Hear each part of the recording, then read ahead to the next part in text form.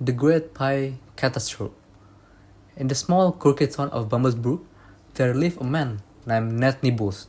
Ned was known for three things: his love for pie, his curious ideas, and his knack for turning ordinary days into a series of strange, hilarious events. One fine afternoon, as the sun shone brightly and the birds chirped, Ned decided that he was going to bake the biggest, most magnificent pie Bumblebrook has ever seen. It'll be legendary, he thought, imagining himself becoming a local hero, maybe even having a statue made in his honor holding a giant pie. Ned rushed into his tiny kitchen, rolling up his sleeves, ready to make a history. He pulled out every ingredient he could find: flour, sugar, butter, and alarming amount of berries. But Ned wasn't one to follow a recipe. He believed that cooking was an art, not a science. So naturally, he started tossing everything that caught his eye: honey, chocolate chips, a dash of cinnamon, and because he thought it might give the pie a zing, a few drops of hot sauce.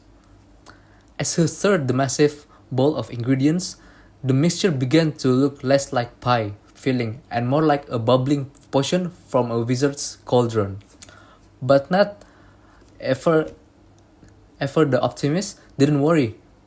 He poured the thick, sticky mess into a biggest pie crust he could find, which happened to be an old pizza pan because, in Ned's words, why not? So the next challenge was baking it. Ned's oven was barely big enough for a regular pie, let alone his monster creation. So he did the only logical thing. He built an outdoor oven in his backyard using bricks, some leftover woods, and an old metal sheet.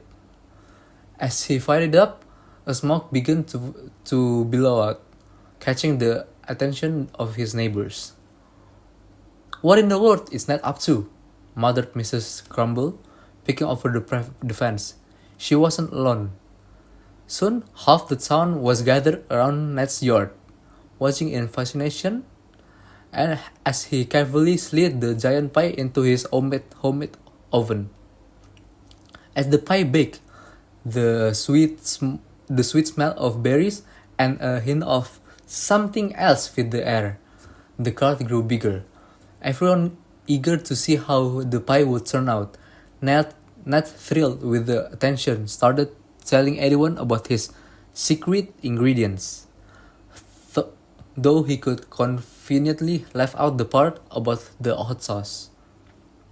Finally, after what felt like hours, Ned declared that the pie was ready. He grabbed his biggest oven mitts and, with great ceremony, pulled out pie out of the oven. It was huge, golden brown, and smelled both delicious and slightly confusing. "Time to taste history," Ned announced, slicing into the pie, and as the crowd watched with bated breath, he handed out pieces to everyone, beaming with pride. But as soon as the first bite was taken, the reactions were immediate and dramatic. Eyes watered, faces turning red, and there was a collective gasp as hidden hot sauce hit everyone's taste bud at once.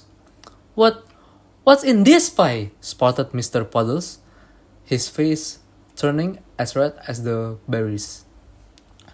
Ned, obviously to the disaster, took a big bite of his own creation.